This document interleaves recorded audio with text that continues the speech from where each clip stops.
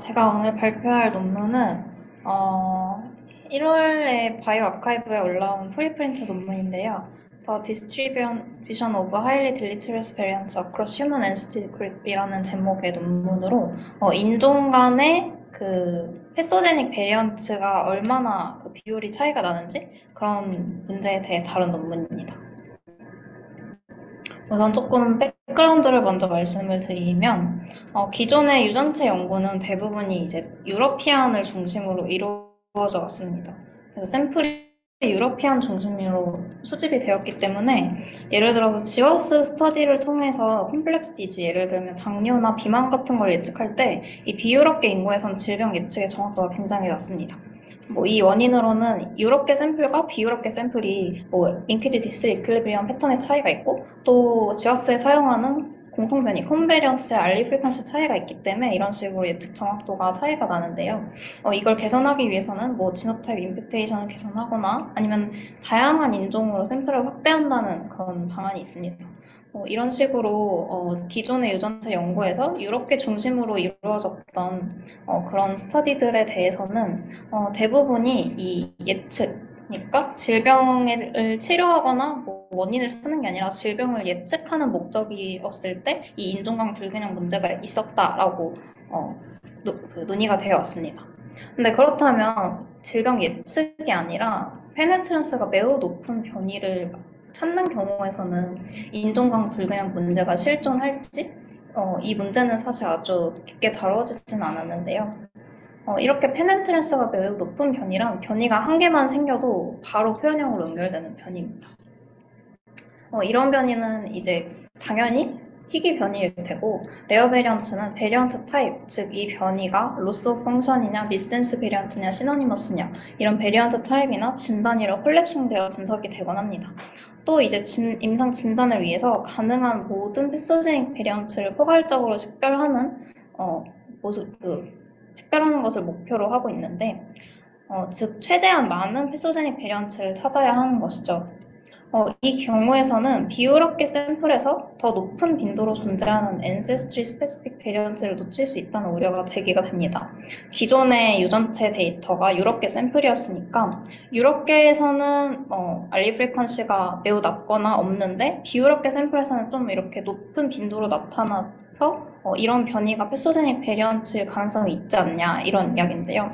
대표적인 예시로는 지역적으로 이렇게 한정된 패소젠, 예를 들면 말라리아가 있죠. 이 말라리아 같은 이런 geographically restricted 패소젠으로 인해서 이런 제네틱 어댑테이션이 일어나서 특정 인종에게만 나타나는 유전 변이들이 있습니다. 아마 교과서에서 많이 보셨을 텐데 이 말라리아가 나타나는 지역에서는 시클셀 디지가 흔하다고 하죠. 말라리아가 나타나기 때문에 적혈구가 두 개 다 건강하게 되면은 이 말라리아의 병원체를 정상적으로 운반할 가능성이 높아져서 이 적혈구의 모양을 이상하게 만드는 알릴이 딱 하나만 존재할 때, 헤테로자이거스로 존재할 때 오히려 생존 확률이 더 높아진다고 합니다. 이런 걸 제네틱 어댑테이션이라고 하는데요. 근데 이런 알릴이 두 개가 동시에 존재하면 이런 병으로 이어지는 것이죠. 그래서 이런 변이들을 놓칠 수 있지 않을까라는 그런 기존의 주장이 있었습니다. 그래서 이런 특정 엔세스트리 그룹에서 빈도가 높은 병원성 변이를 찾아야 한다. 다양한 인종을 샘플링해서 확대를 해야 한다는 이런 개념이 등장을 했습니다. 근데 본 연구에서는 이런 기존 주장과 반대되게 매우 이렇게 딜리토리어스한 베리언트는 엔세스트리 간의 빈도 차이가 거의 없다. 자연 선택으로 인해서 이런 변이는 항상 일정하게 낮은 빈도로 유지가 된다. 그래서 이런 하일리 딜리트리어스 베리언트를 연구하는 목적에서라면 특정 엔세스트리를 더 많이 연구할 필요가 없다고 주장을 하고 있습니다. 또 다른 이제 백그라운드를 조금 더 설명을 드리면 변이 효과와 알리 프리퀀시에 대해서 좀 설명을 드리겠습니다. 아마 유전학 강의에서 대부분 다 들으셨을 텐데 한 번 더 이렇게 상기해 주시면 될 것 같아요. 뉴트럴 베리언트, 즉 변이 효과가 없거나 중립적인 변이를 의미하는데요. 우리 몸속에 존재하는 대부분의 변이는 뉴트럴한 이펙트를 가지고 있습니다. 이런 변이들은 이 제네틱 드리프트의 프리퀀시가 변한다고 합니다. 제네틱 드리프트란 원래 이렇게 집단이 있는데 어떤 우연한 일로 인해서 일정한 알릴만 이렇게 살아남는 것이죠. 근데 얘는 뭔가 적응하거나 셀렉션이 된 게 아니라 진짜 우연에 의한 변화, 무작위한 변화라고 합니다. 그래서 인종 간의 프리퀀시의 차이가 존재하는데요. 근데 이와 반대로 딜리터리스 베리언트는 생존과 연결이 됩니다. 그래서 이 변이를 가질 때 생존력이 떨어지거나 하는 건데 이럴 땐 내추럴 셀렉션이 일어나게 됩니다. 여기 보시면은 내추럴 셀렉션이란 이 초록색 색깔의 애들이 눈에 더 잘 띄어서 더 그 천적에게 많이 잡혀먹게 되죠. 그럼 이럴 경우에는 이렇게 갈색 애들만 살아남는 셀렉션이 일어나는 것입니다. 그래서 이런 변이들은 뮤테이션 레이트가 제네틱 드리프트, 그 다음 내추럴 셀렉션 사이의 균형에 의해 프리퀀시가 결정이 된다고 하는데요. 이 모델을 뮤테이션 드리프트 셀렉션 밸런스 모델이라고 합니다. 이 모델은 거의 100년 전에 이 모델이 성립이 됐고 그 다음에 되게 잘 증명이 되어 모델이라고 합니다. 그래서 이 모델에 의해서 이런 딜리터리스 베리언트는 인종 간 프리퀀시가 거의 없을 것으로 기대한다고 본 그 논문은 주장을 하고 있습니다. 여기에 대해서 조금 더 자세히 설명을 드릴 건데 이 뮤테이션 드리프트 셀렉션 밸런스 모델이란 이 모델의 가정은 이 어떤 한 알리리의 헤테로자이거스 캐리어가 피트니스 코스트, 즉 이 알리를 가질 때 번식 능력이 감소한다는 것을 경험한다면 즉 이 뮤테이션이 세미 도미넌트 하다고 얘기하는데요. 세미 도미넌트 하다면 이 아래와 같은 예측이 성립한다고 합니다. 알릴의 population frequency는 이 U분의 HS인데 이 U는 디지 알릴로의 뮤테이션 레이트, 그러니까 그 알릴의 뮤테이션 레이트에 의미를 하고 HS는 헤테로자이거스에서의 피트니스 코스트라고 합니다. 예를 들어서 한 유전자의 모든 로스 오브 펑션 알릴에 대해서 뮤테이션 레이트이 이만큼이고 피트니스 코스트가 1%라고 하면 이 예상되는 알릴 프리퀀시는 이렇게 10의 마이너스 4승인데 평균적으로 10,000개의 유전체 중 1개, 그러니까 우리 인간은 다이플로이드 때문에 5,000명 중에 1명에서 발견된다고 예측을 할 수가 있습니다. 또한 이 알릴에 대해 강한 셀렉션이 이렇게 적용되는 딜리터리스한 베리언츠의 경우에는 한 유전자 내의 로스 오브 펑션 알릴의 수가 파퓰레이션에서 평균 U분의 HS인 포화종 분포를 따른다고 합니다. 이건 이제 뒤에 나올 개념이라서 잠깐 머릿속에 기억을 해두시면 좋을 것 같고 이게 바로 뮤테이션 드리프트 셀렉션 모델입니다. 그래서 이러한 모델에 따른 예측은 만약에 피트니스 효과가 동일하다고 하면 어떤 인종이냐에 상관없이 모든 앤세스트리에서 똑같이 성립을 한다고 하고요.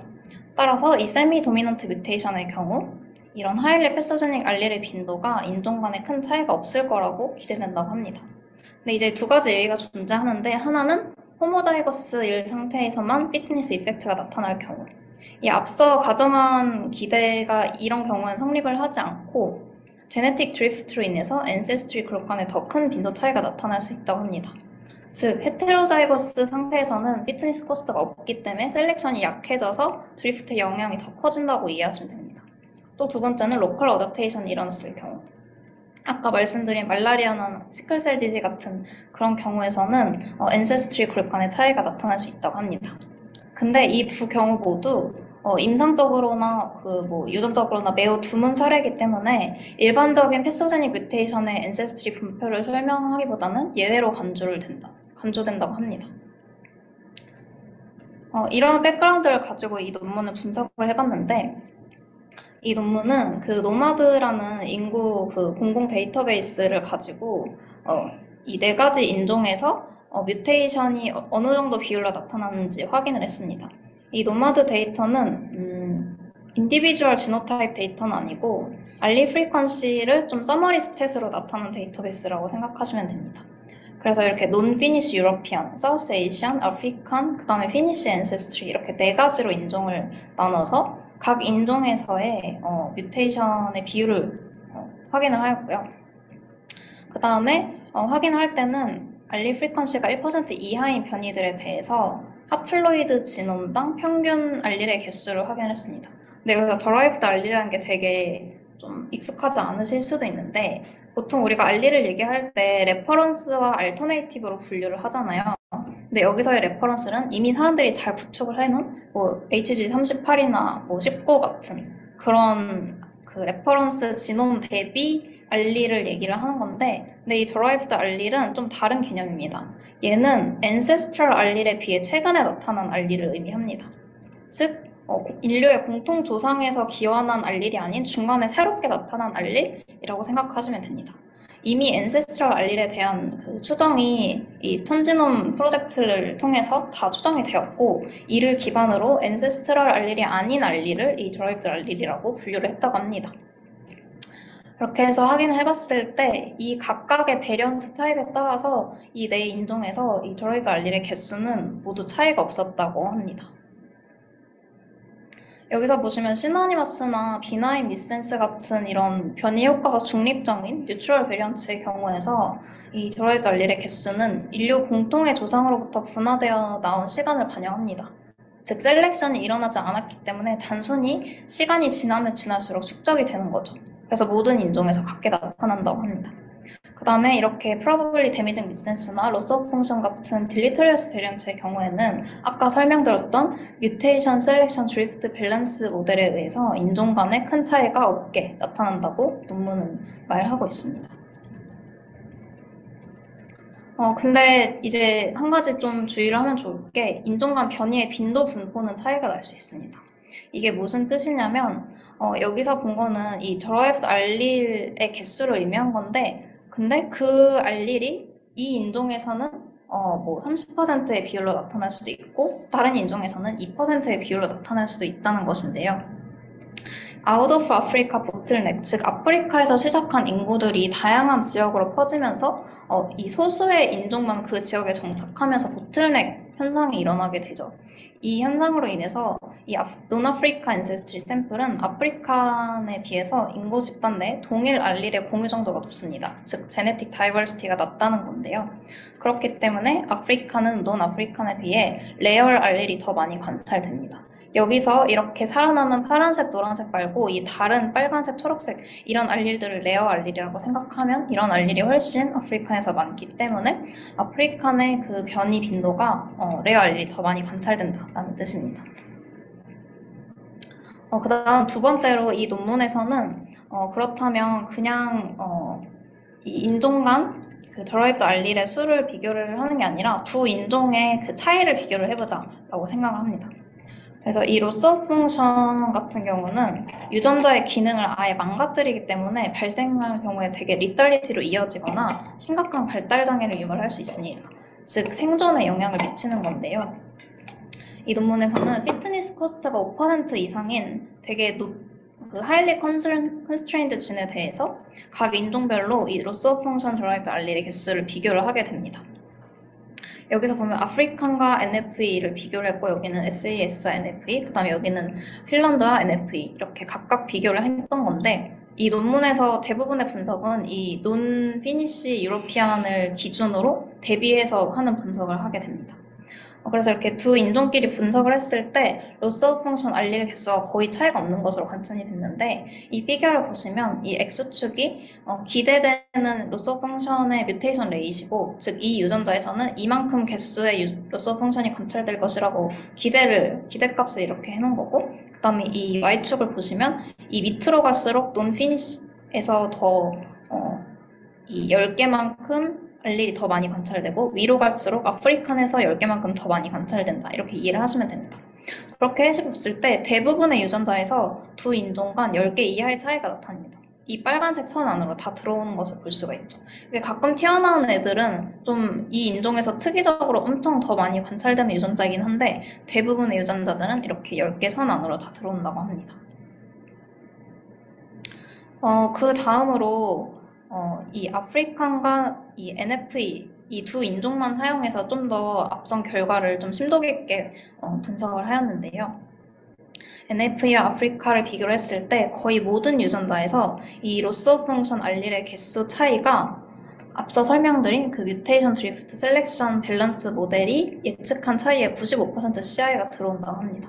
근데 이게 이 문장이 논문에서 제가 되게 이해하기가 힘들었는데 이걸 좀 자세히 풀어서 설명을 드리자면 아까 제가 설명드린 모델에서 이렇게 강한 셀렉션이 있는 경우에는 한 유전자 내의 로스 오브 펑션 알릴의 수가 파퓰레이션에서 평균 U분의 HX인 포화성 분포를 따른다고 말씀을 드린 바가 있었는데요. 뭐 예를 들어서 이 파퓰레이션 1과 2가 동일한 분포를 갖고 있다. 즉 로스 오브 펑션 알릴의 개수가 관찰된 확률이 동일하다. 라고 가정을 하면 이 두 개의 동일한 분포 간의 차이의 기대값은 0이 되겠죠? 민 마이너스 민이니까. 그 다음에 이 분포를 대비해서 이 두 인종의 변이 개수의 차이의 표준 편차가 2.45개가 됩니다. 그러면 95% 이렇게 인터벌을 구해보면 마이너스 4.8개부터 4.8개까지 나타날 수 있다. 라고 합니다. 즉, 대칭적인 이렇게 CI 범위를 갖고 있는 것인데요. 근데 만약에 두 인종 간의 분포가 다르다고 가정을 했을 때는, 즉, 이 population 2, 주황색에서 로스 펑션의 알릴이 더 많이 관찰된다라고 하면은 이 두 개, 이 동일한 제가 잘못 썼는데 이 두 개의 분포 간 차이의 기대값은 마이너스 3이 될 거고요. 여기 5 마이너스 2 해서 마이너스 3. 그다음 표준 편차는 2.645가 됩니다.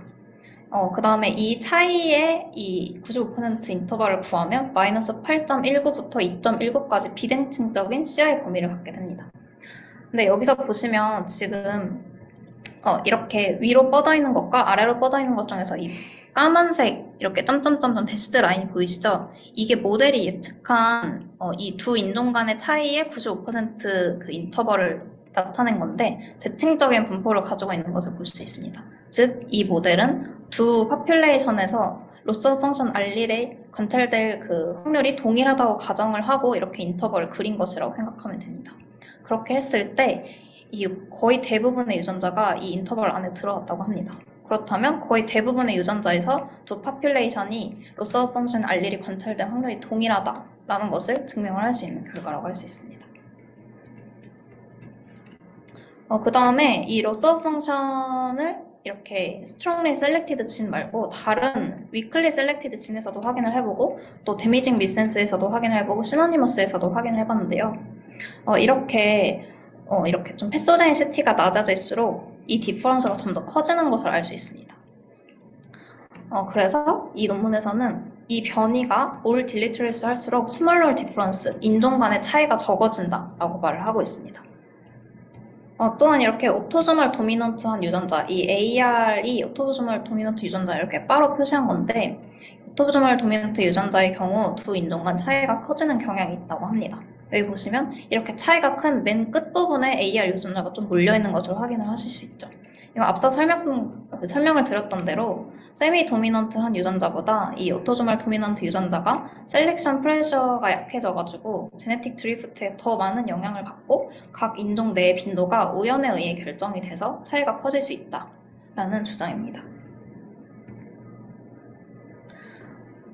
따라서 이 앞선 결과들을 모아서 봤을 때 이 strongly selected 진 중에서 특별히 한 인종에게서만 높은 그 빈도로 변이가 관찰되는 경우는 드물다라고 논문을 말하고 있는데요. 여기서 이걸 좀 뒷받침하기 위해서 이 non-Finnish 유러피안 인종에서는 존재하지 않고, 즉 관찰되지 않으면서 이 다른 세 인종에서는 존재하는 변이들을 가져와가지고 유전자 단위로 집계해서 비율을 한번 확인을 해봤습니다. 여기 지금 빡플롯에 나와 있는 게 전부 이 NFA 인종에서는 존재하지 않는 변이들을 모아서 유전자 단위로 이렇게 모아놓은 건데 NF에서 변이가 아예 없는데 다른 세 인종에서 이렇게 X축에 0.1% 이상의 빈도로 존재하는 그 변이가 나타나는 유전자는 아예 없었습니다. 즉, 그 두 인종 간 NFA와 모 아프리칸, NFA와 사우스 에이시안 이렇게 인종 간의 차이가 아주 극심한 변이들은 없었다는 것입니다. 이제 다음으로 이 논문에서는 그렇다면 우리가 유전자 연구를 조금 더 확장시키고 더 많은 변이를 찾기 위해서 각 그 추가적인 인종을 더 시퀀싱 해야 될까? 이 질문에 대답을 하기 위해서 이 각 인종별로 시퀀싱 샘플이 늘어남에 따라 얼마나 더 많은 알릴이 추가되는지 확인을 했습니다. 여기서는 이 non-Finnish European Ancestry에 6만 개의 하플로이드가 이미 시퀀싱이 되어 있고, 즉 3만 명의 샘플이 이미 시퀀싱 되어 있고, 여기에 각 인종별로 6만 개씩 하플로이드를 추가할 때 이 늘어나는 알릴의 수를 계수를 한 것입니다. 그렇게 했을 때 변이 종류와 상관이 없이 어떤 인종을 추가해도 이 추가되는 derived 알릴의 수는 동일하다고 논문은 말을 하고 있는데, 논문은 말을 하고 있습니다. 근데 이제 좀 눈여겨볼 점은 이제 새롭게 관찰되는 베리언트의 수는 인종별로 차이가 있다고 합니다. 여기 보시면 이 시너니머스 베리언트의 경우에서는 이 아프리칸과 사우스 에이시안을 추가할 때 가장 많은 그 뉴얼리 옵저브드 베리언트가 추가가 되는데요. 또 이렇게 피니시 유러피안을 추가할 때는 가장 적은 뉴 베리언트가 관찰이 됩니다. 하지만 패소제닉 베리언트, 즉 스트롱리 셀렉티드 진의 로스 오브 펑션을 보시면 인종 간의 차이가 적은데 예를 들어서 새로운 NFE 6만 하플로이드를 추가할 때 이 3005개의 새로운 변이가 추가가 되는 한편 다른 인종 그룹을 추가할 때에도 거의 근접한 한 평균 2,500개 정도의 새로운 변이가 추가가 된다고 합니다. 이런 결과가 나타난 이유를 좀 설명을 드릴 건데 여기서 앞서 말씀드렸던 시너니머스, 즉 뉴트럴 이펙트를 갖는 변이 같은 경우는 셀렉션이 일어나지 않습니다. 그래서 이 공통 조상에서 기원한 시너니머스 그 베리언트는 이렇게 여기 지금 현재 인류까지 다 살아남는다는 것이죠. 그렇기 때문에 이 시간이 지날수록 변이에 축적되는 양이 점점 늘어나게 됩니다. 근데 여기서 지금 이 빨간색이 NFE 샘플이고 이 보라색이 아프리칸 샘플이라고 생각했을 때 계통 유사도가 이렇게 멀고, 그러니까 계통 유사도가 낮다고 말할 수 있는데 이 계통 유사도가 낮은 샘플을 추가할 경우에는 공통 조상, 즉 두 집단 간에 공유되는 알리를 찾으려면 아주 과거로 거슬러 올라가야 되겠죠. 그러면은 이 시간이 점점 더 지나면서 알릴이 쌓일 그 시간이 축적될 기회가 늘어난다는 것입니다. 하지만 패소제닉 이펙트를 갖는 변이의 경우 셀렉션이 강하게 일어나기 때문에 이 패소제닉 변이들은 알릴 에이지가 굉장히 젊은 경우가 많습니다. 아주 최근에 발생한 변이라는 것인데요.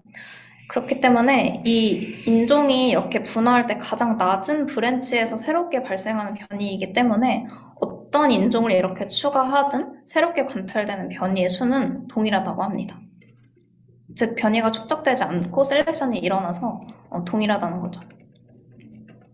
그래서 이 결과를 조금 요약해보면은 특정 계통에서만 발견된 변이라고 해도 이 변이가 ancestry specific이라고 할 수는 없다고 합니다.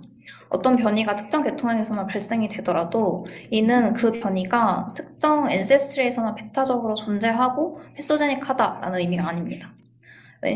왜냐하면 이 싱글 베이스 뮤테이션은 되게 자주 독립적으로 발생하는데 예를 들어서 인도의 인구를 고려했을 때 제가 좀 잘못 썼는데 단일한 스닙은 한 세대에서 평균 10번 정도 리커런트하게 발생이 된다고 합니다. 즉 변이가 이렇게 드노보 베리언트에 의해서 뮤테이션으로 발생을 하는 그런 빈도가 굉장히 자주 일어난다는 것이죠. 그래서 충분히 큰 인간 집단을 넓혀서 조사하면 그 작은 샘플에서 조사를 할 때는 이쪽 인종에서만 나타났던 게 언제든지 다른 인종에서도 발견될 가능성이 높다는 것입니다. 또 두 번째 임플리케이션은 이렇게 강한 셀렉션이 작용하는 병원성 변이는 엔세스트리보다 지오그래피컬 또는 페디그리 스페시픽하다는 점입니다. 이런 강한 셀렉션이 작용하는 변이는 아까 말씀드렸다시피 매우 가까운 세대에서 발생을 하게 되죠. 예를 들어서 헤테로자이거스에서 5%의 피트니스 코스트를 나타내는 변이는 대략 5세대 전에 발생될 것으로 추정이 된다고 합니다. 5세대면 사실 인류의 모든 역사를 따지고 보면 그렇게 오래된 시간은 아니잖아요. 그렇기 때문에 이런 매우 패소제닉한 변이들은 특정 지역의 샘플에게서만 관찰이 되거나 왜냐면 5세대 전에 그 조상이 같은 지역에 계속 머물 거기 때문에 또는 아주 가까운 친척 사이에만 공유될 가능성이 높다고 합니다.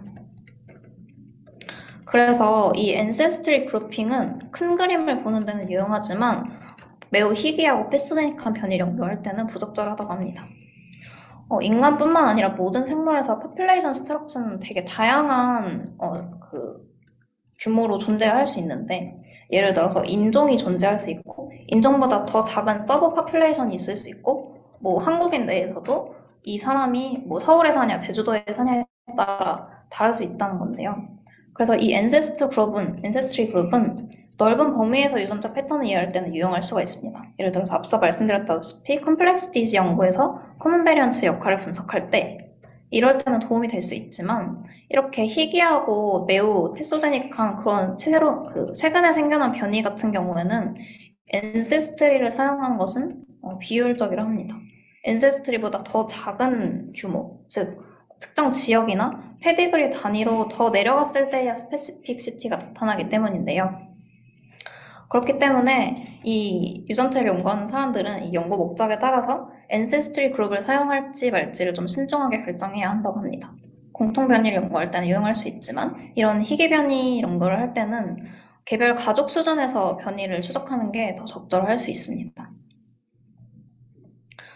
그래서 이 논문의 컨클루전을 좀 다시 한번 말씀드리면 이 패소제닉 베리언트, 병원성 변이와 엔세스트리 그룹의 관계는 이제 엔세스트리와 무관하게 병원성 변이가 관찰이 된다고 합니다. 즉, 엔세스트리 스페시픽한 패소제닉 베리언트는 거의 없다라고 논문 주장을 하고 있고, 그래서 질병 연관 변이는 엔세스트리 그룹이 아니라 익스텐디드 패밀리 내에서 발견을 해야 한다고 합니다.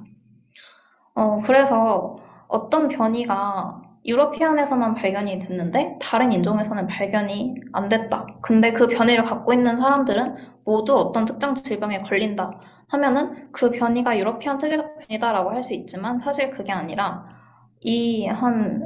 우리 뒤로 5세대, 6세대가 더 지나고 나면 그 똑같은 변이가 다른 인구 집단에서도 발생을 할 수 있다는 거죠. 그래서 다른 엔세스트리에서도 그 변이는 똑같이 질병 기작을 밝히는 데 기여할 수 있다라는 것입니다. 우리가 충분히 대규모의 샘플을 모았다면 그 샘플 내에서 발견되지 않은 변이는 굉장히 패소제닉할 가능성이 높고 그 대규모 샘플에서 높은 빈도로 나타나는 변이는 패소제니시티가 낮을 확률이 크다. 또 두 번째로 이 연구 참여자의 다양성, 즉 엔세스트리의 범위를 확대하는 것은 필요하지만 연구 목적에 따라 초점이 다를 수 있다는 것입니다. 아까 말씀드렸다시피 연구 목적에 따라 엔세스트리 정보를 활용은 가능한데요. 예를 들어서 환경적 요인을 연구할 때나 약한 효과의 병원성 변이 연구, 코먼 베리언츠나 미스센스 같은 걸 연구할 때는 엔세스트리를 활용하는 게 중요할 수 있지만 이렇게 강한 효과의 병원성 변이를 연구할 때는 엔세스트리에 집중하는 것은 비효율적이라고 합니다. 따라서 질병의 모든 근본적인 원인이 엔세스트리 스페시픽하지 않고 이런 공통적인 생물학적 기장을 좀 더 중시해야 한다고 논문은 이제 마무리를 하고 있습니다. 네, 그래서 제 발표 여기까지이고 혹시 질문 있으면 해주시면 감사하겠습니다.